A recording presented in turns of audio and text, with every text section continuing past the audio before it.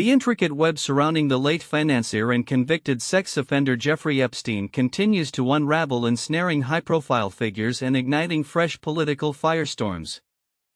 The latest seismic revelation, reported exclusively by the Wall Street Journal, indicates that former U.S. President Donald Trump was informed by the Justice Department in May that his name appears among many in the voluminous Epstein Files, a development that has immediately drawn sharp denials from the White House and intensified calls for transparency.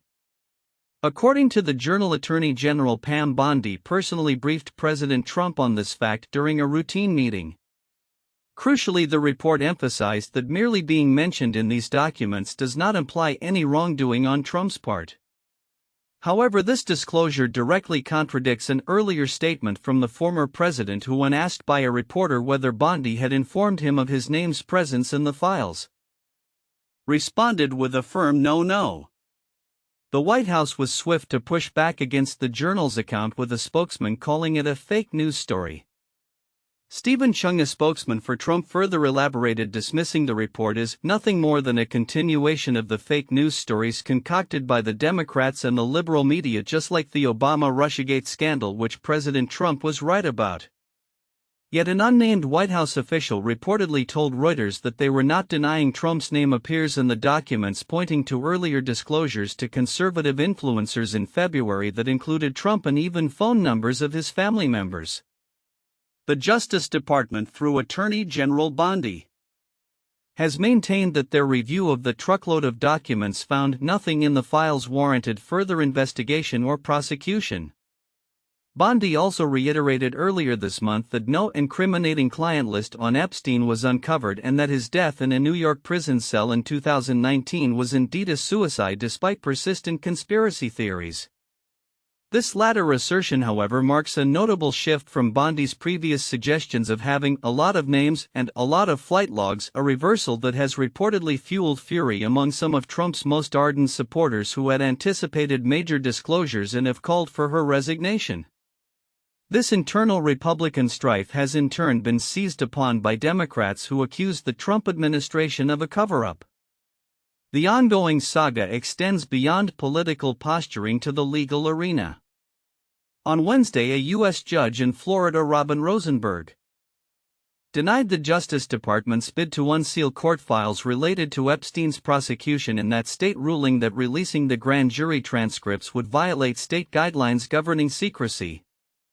The court's hands are tied, the Obama appointee stated in her 12-page order, which pertains to Florida's 2006 investigation that led to Epstein being charged with soliciting a minor for prostitution. Separately, requests to unseal transcripts in New York related to Epstein's 2019 sex trafficking probe remain pending. Simultaneously, congressional pressure is mounting. A subcommittee of the U.S. House of Representatives voted to subpoena the Justice Department for its Epstein Files, a move supported by a bipartisan coalition of 3 Republicans, Nancy Mace, Scott Perry and Brian Jack, joining 5 Democrats. For this legal order to proceed, it must be signed by House Oversight Committee Chairman James Comer. Furthermore, interest has recently pivoted back to Ghislaine Maxwell, Epstein's convicted accomplice, who is serving a 20-year sentence for helping him abuse young girls. A senior Justice Department official is reportedly planning to meet with Maxwell, and Republicans on the House Oversight Committee have also issued a subpoena for her to appear remotely from prison on August 11. Her attorney David Oscar Marcus affirmed that if she chooses to testify rather than invoke her constitutional right to remain silent, she would testify truthfully, as she always has said she would. However, House Speaker Mike Johnson has expressed skepticism about Maxwell's reliability, warning this is a person who's been sentenced to many years in prison for terrible, unspeakable conspiratorial acts. Johnson's recent decision to close congressional voting for summer break a day early was seen by many as an attempt to stall legislative efforts to force the release of Epstein-related documents. The complex interplay of legal battles, political maneuvers, and public demand for answers continues to unfold. While the Justice Department asserts the files contain no new actionable intelligence, the persistent calls for transparency, driven by both political opposition and disillusioned supporters, suggest this issue will remain a potent force. As Ghislaine Maxwell prepares for potential testimony and the courts weigh further disclosures, the full scope of Jeffrey Epstein's network and its enduring impact on American public life is yet to be fully revealed, promising further developments in this highly scrutinized saga. The global economic landscape finds itself in a state of heightened flux. As President Trump's aggressive trade policies continue to reshape international commerce and reverberate through industries worldwide. With a critical August 1st deadline looming for many sweeping tariffs, businesses are scrambling to adapt while the administration signals an even more assertive stance on trade alongside navigating a flurry of high-profile political and legal disputes.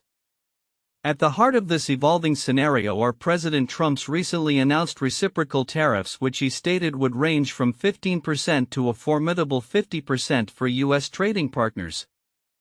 This marks a significant escalation from earlier suggestions of lower 10% or 15% rates, with the president explicitly linking the higher end of the spectrum to strained diplomatic relations. "We'll have a straight simple tariff of anywhere between 15% and 50%, President Trump declared at an AI summit in Washington, D.C., adding, "We have 50 because we haven't been getting along with those countries too well."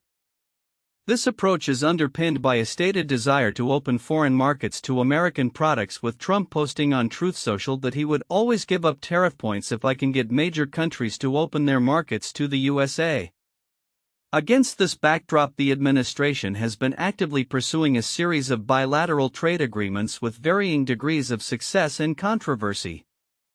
A notable win for the White House was the deal struck with Japan, which will see a 15% tariff on Japanese imports in exchange for a substantial $550 billion investment into the U.S.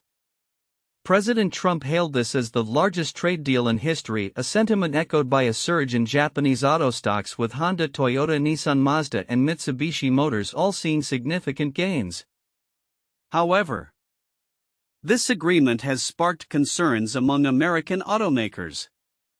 The Detroit Three, represented by a group including General Motors, Ford, and Chrysler parent Stellantis, voiced apprehension that the 15% tariff on Japanese auto imports could disadvantage them, given that their imports from Canada and Mexico still face a 25% tariff. Further deals have been announced with the Philippines, where imports will face a 19% tariff, down from a threatened 20%, while U.S. exports will enjoy tariff-free access. Similarly, a more detailed framework for an agreement with Indonesia has been unveiled, setting a 19% tariff on Indonesian goods and a 40% rate on transshipped items, a provision clearly aimed at curbing circumvention of tariffs on goods originating from third countries like China. In return, Indonesia has agreed to drop its tariffs to 0% on over 99% of U.S. trade and commit to significant purchases of American energy, agricultural products, and Boeing jets. Indonesian negotiators, however, described the talks as an extraordinary struggle, underscoring the tough bargaining tactics employed by the U.S. While these bilateral agreements take shape, prospects for larger pacts with key partners like India and Canada remain uncertain, with President Trump threatening 25% to 35% tariffs. Hopes for a U.S.-India trade deal are reportedly fading due to disagreements over farm and dairy tariffs. Meanwhile, the European Union is locked in delicate negotiations aiming to avert a threatened 30% U.S. tariff on most of its exports. Reports suggest a deal is close, potentially seeing U.S. tariffs on EU imports dip to 15%. Yet the EU is simultaneously preparing a robust retaliatory package threatening 30% tariffs on over $100 billion worth of U.S. goods, including Boeing aircraft, U.S.-made cars, and bourbon whiskey, should a deal not materialize by the August 1st deadline. European finance leaders are urging a firm stance, with a German official warning if they want war, they will get war.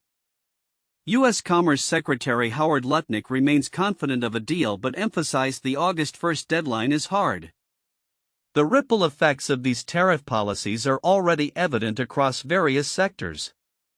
Companies like solar panel maker Enphase Energy and aerospace and defense giant RTX have cut profit forecasts, citing the impact of steep import tariffs.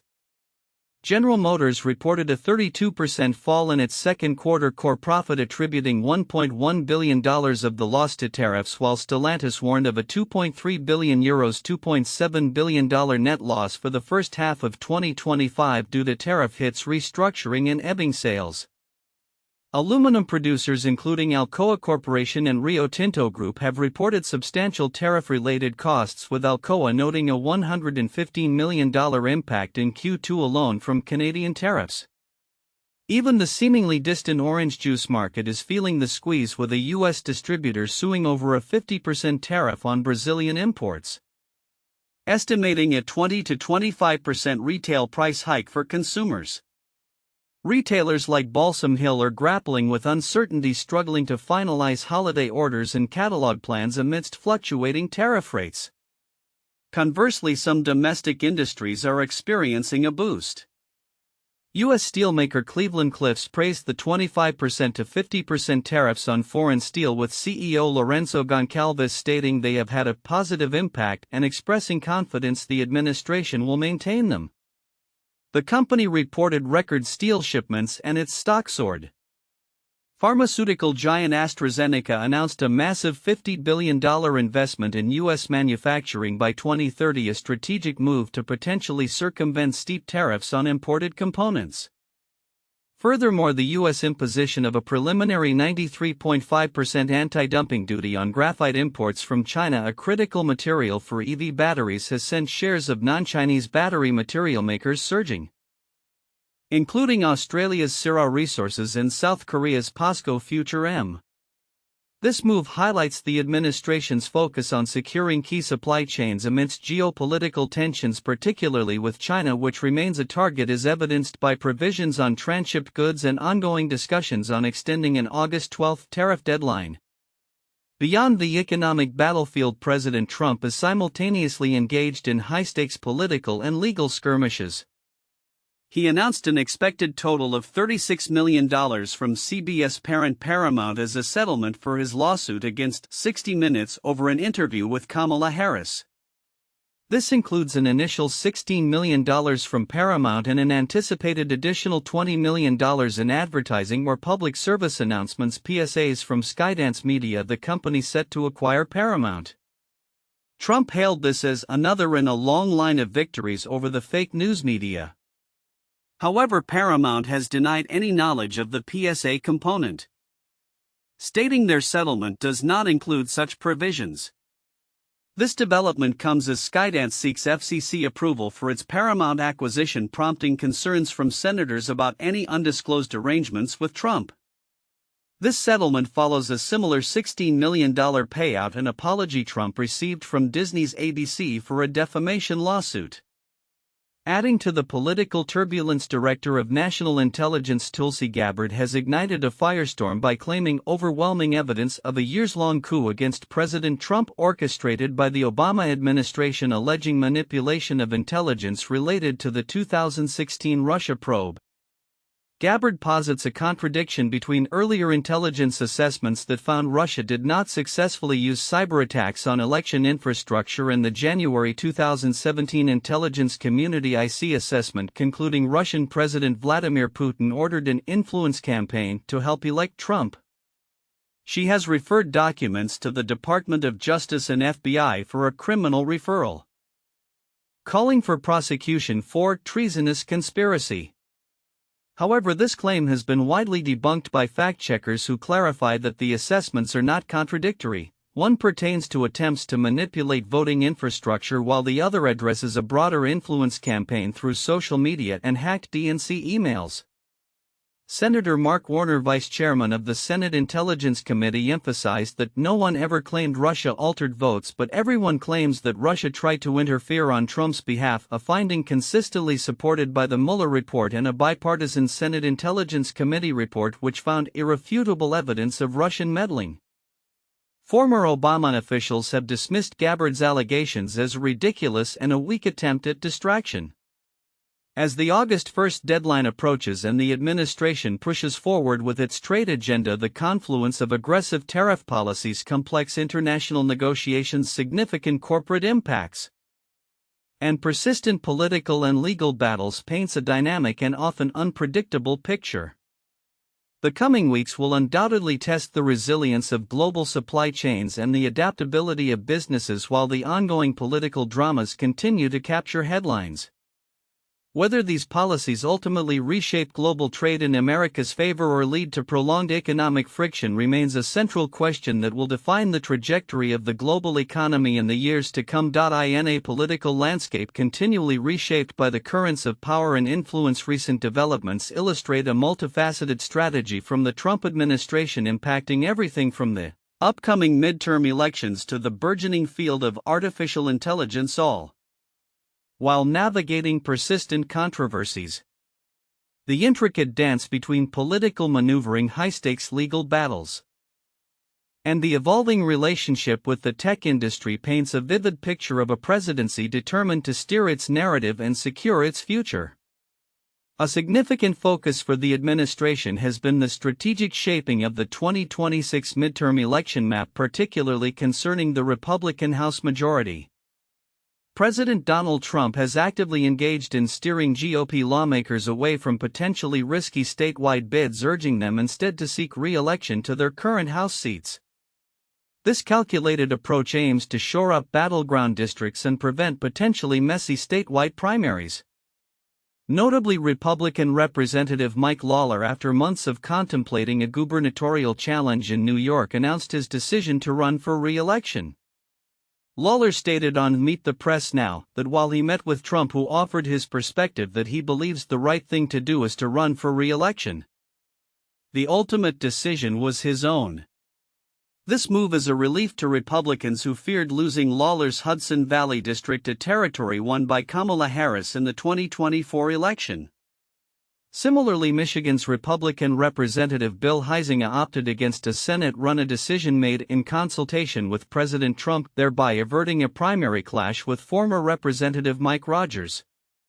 Earlier this month, Iowa's GOP Representative Zach Nunn also passed on a gubernatorial bid after discussions with Trump, who praised Nunn as a team player. These coordinated decisions underscore a concerted effort by the administration and GOP leadership to stabilize the House and Senate races, though challenges remain in critical Senate contests in states like Georgia and North Carolina, where Democrats are poised to field strong candidates like former Governor Roy Cooper. Concurrent with these political machinations, the administration has been perceived as employing a robust distraction strategy to divert public attention from ongoing controversies, most notably the persistent fallout from the Jeffrey Epstein Files. The Wall Street Journal exclusively reported on Wednesday, July 23, 2025, that the Justice Department informed Trump in May that his name was among many found within the extensive Epstein Files. This revelation adds another layer of complexity to an already sensitive issue. Further legal and congressional actions have intensified the scrutiny, with a federal judge in Florida ruling that the court's hands are tied regarding the release of 2005 and 2007 federal grand jury transcripts connected to the Epstein investigation. Simultaneously, the House Oversight Committee has subpoenaed Ghislaine Maxwell for a deposition scheduled for August 11, while a House Oversight Subcommittee voted to subpoena the Justice Department for its complete Epstein files, albeit with victims' names redacted.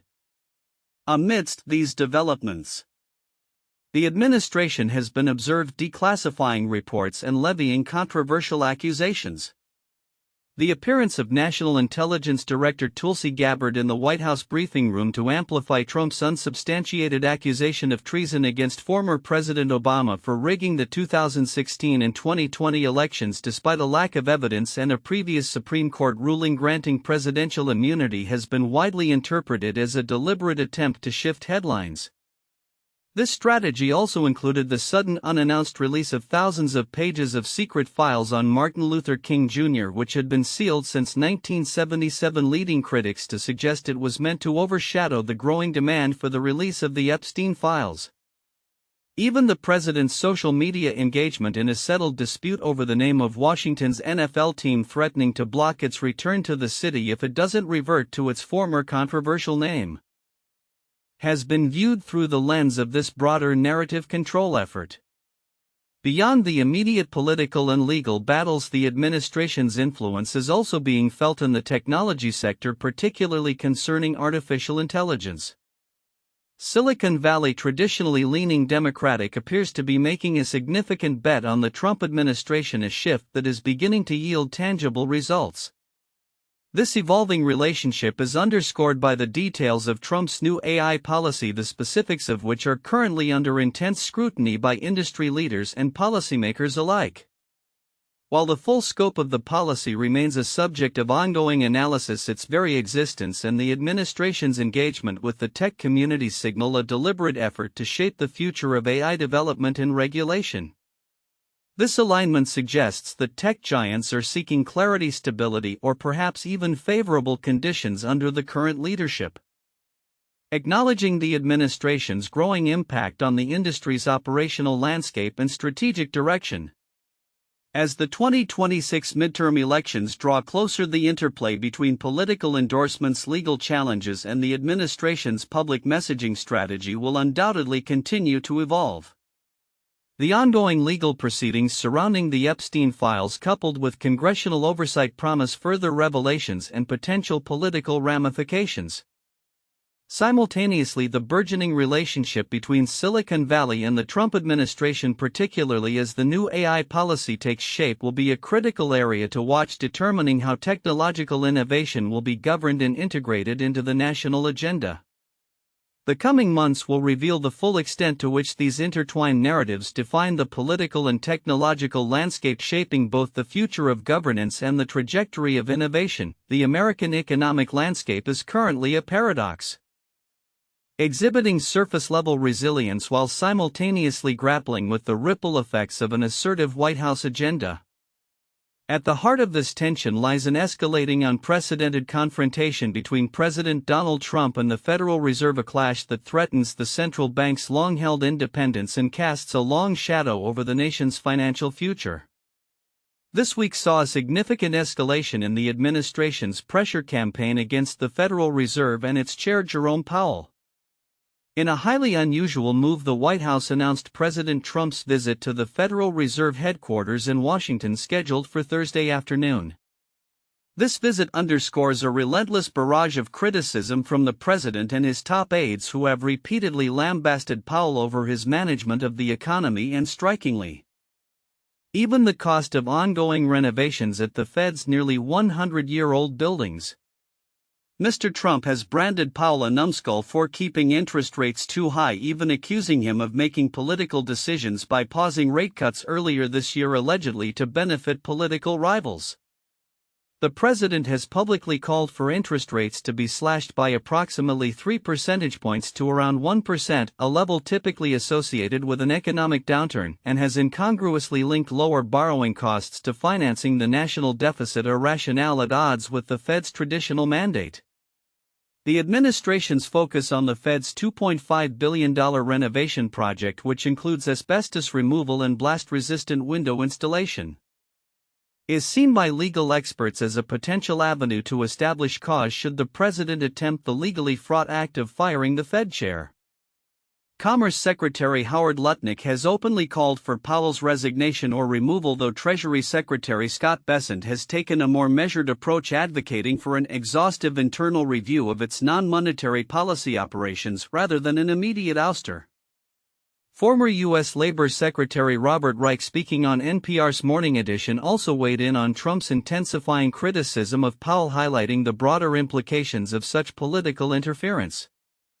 Just 6 months into his second term, President Trump has made rapid strides in implementing his America First economic agenda.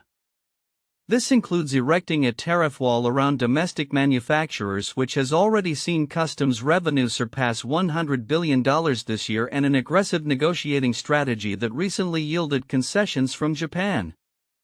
His big, beautiful bill, a new round of tax cuts, has successfully navigated Congress, and a tough stance on illegal labor appears to have reduced unauthorized border crossings. Superficially, the economy seems robust. Growth, inflation, and the jobs market are outperforming dire forecasts, and the S&P 500 is trading at a record high. Newsweek even reported a silver lining for Trump in a new poll with more voters approving of the economy. However, a deeper analysis reveals a more complex and potentially deceptive picture. The Financial Times editorial board argues that the current economic resilience persists in spite of Trump's agenda, not because of it, and that the full impact is only just beginning to be felt.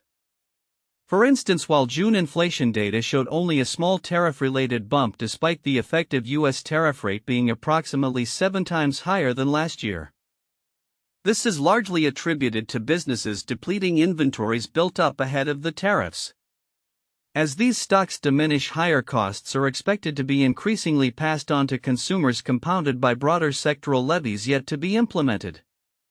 The robust stock market, too, is seen as a poor indicator of the real economy's health, driven primarily by a handful of dominant tech stocks and bullish sentiment around artificial intelligence rather than broad-based economic strength.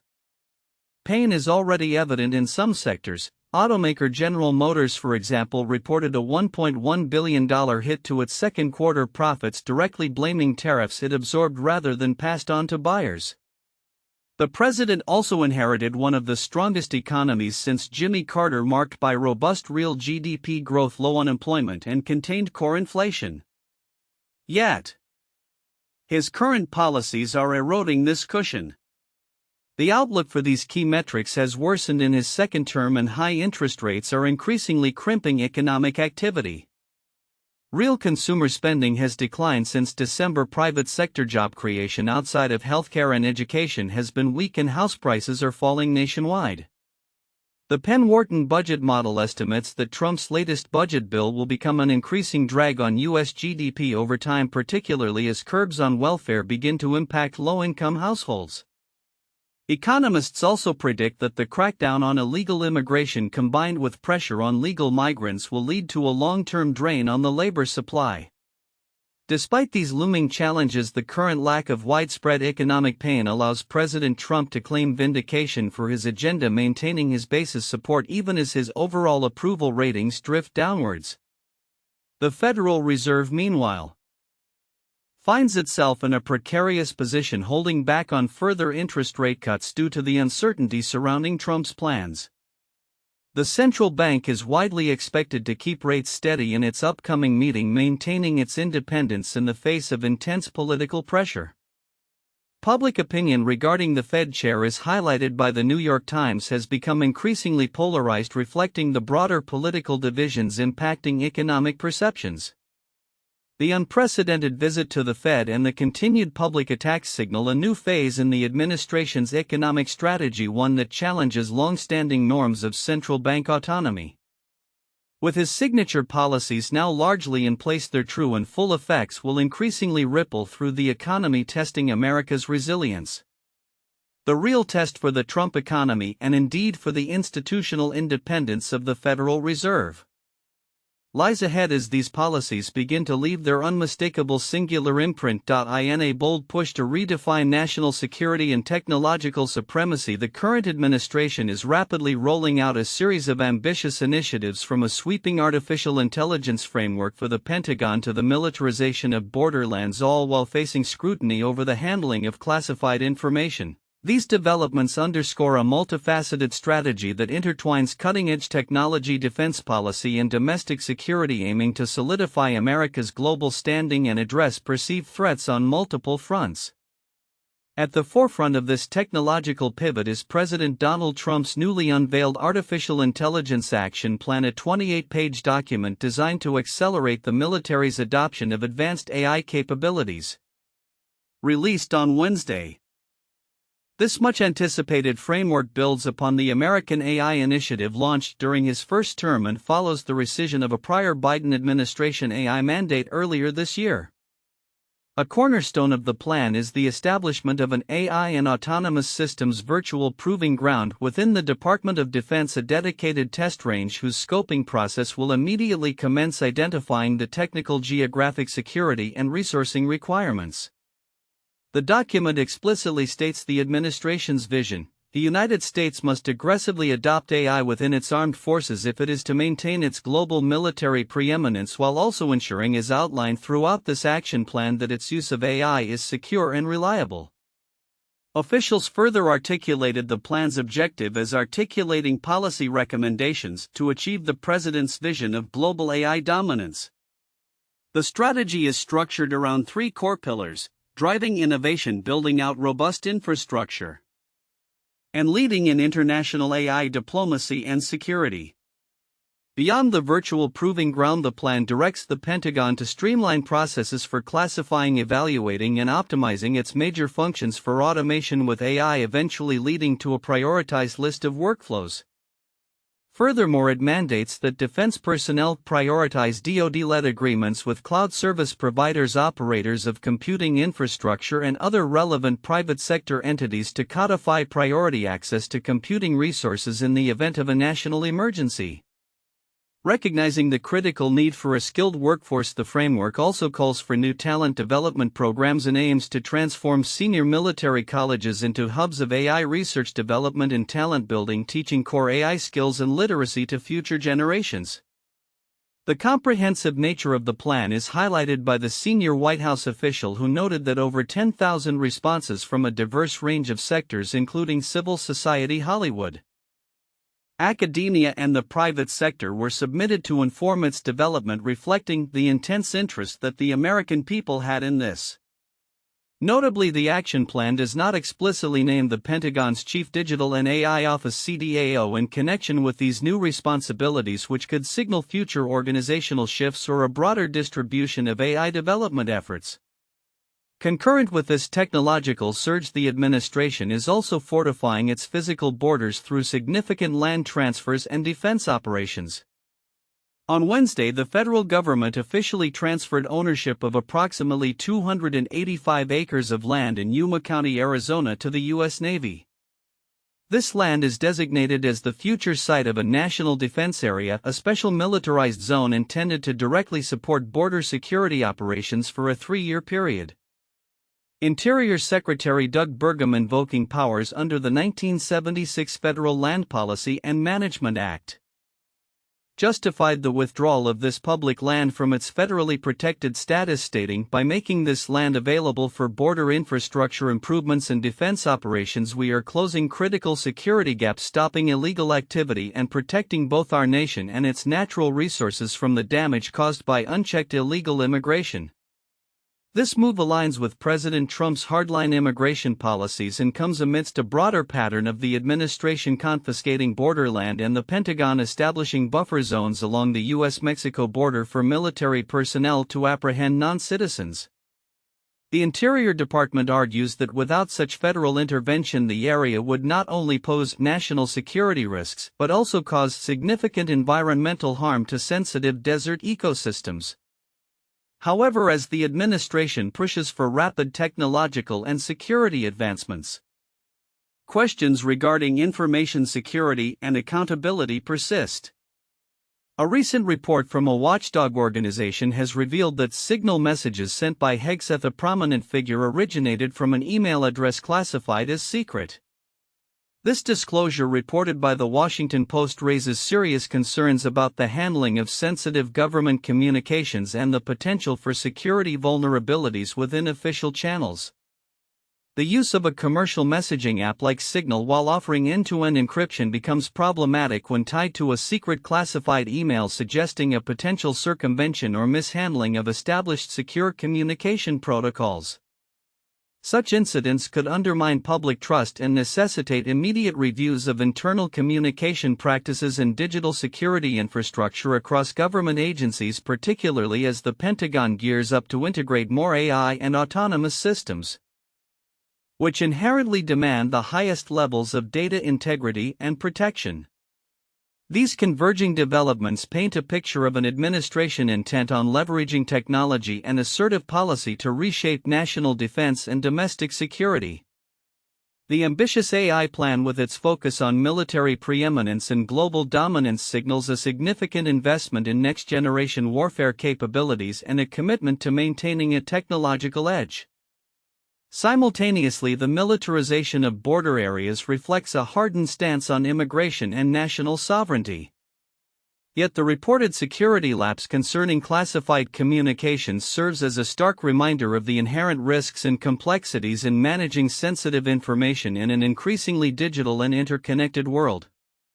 The coming months will undoubtedly test the implementation of these sweeping policies as the Pentagon grapples with the practicalities of AI integration. Border security operations continue to evolve, and the scrutiny over government digital security remains intense. In an era increasingly defined by the unique, often unconventional diplomatic style of U.S. President Donald Trump, the global stage has become a fascinating theater of strategic maneuvering, effusive praise, and calculated risk.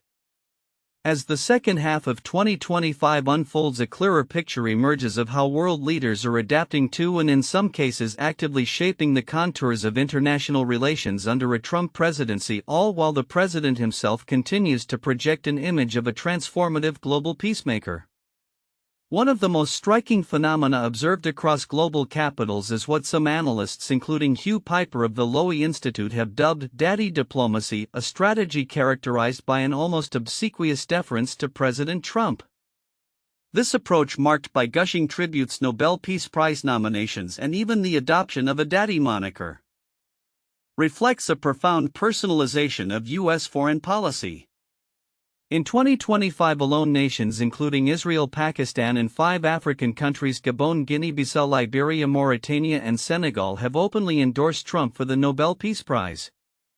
Perhaps the most vivid example came last month from NATO Secretary-General Mark Rutte, who in a series of texts and public statements ahead of a historic NATO summit in The Hague lavished praise on Trump, asserting that Europe would pay in a big way, as they should, and it will be your win. Rutte notably described Trump's intervention in Iran-Israel tensions by stating, "Daddy has to sometimes use strong language," a remark that Susan Glasser termed an act of strategic self-emasculation.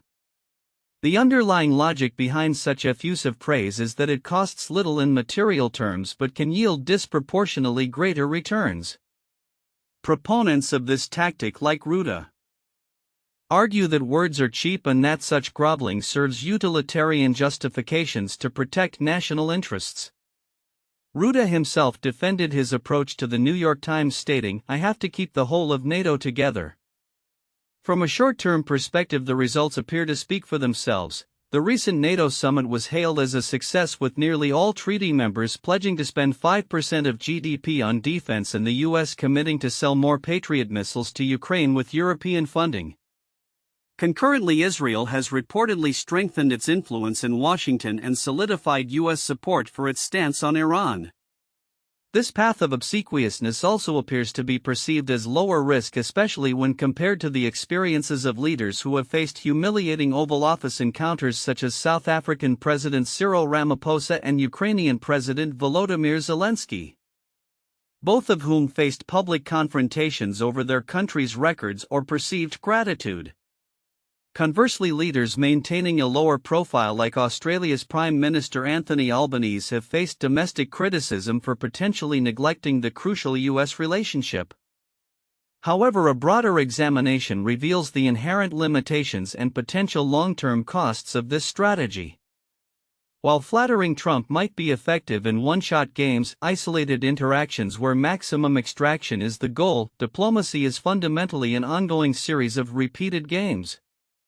In such a context, prior behavior significantly influences future negotiations.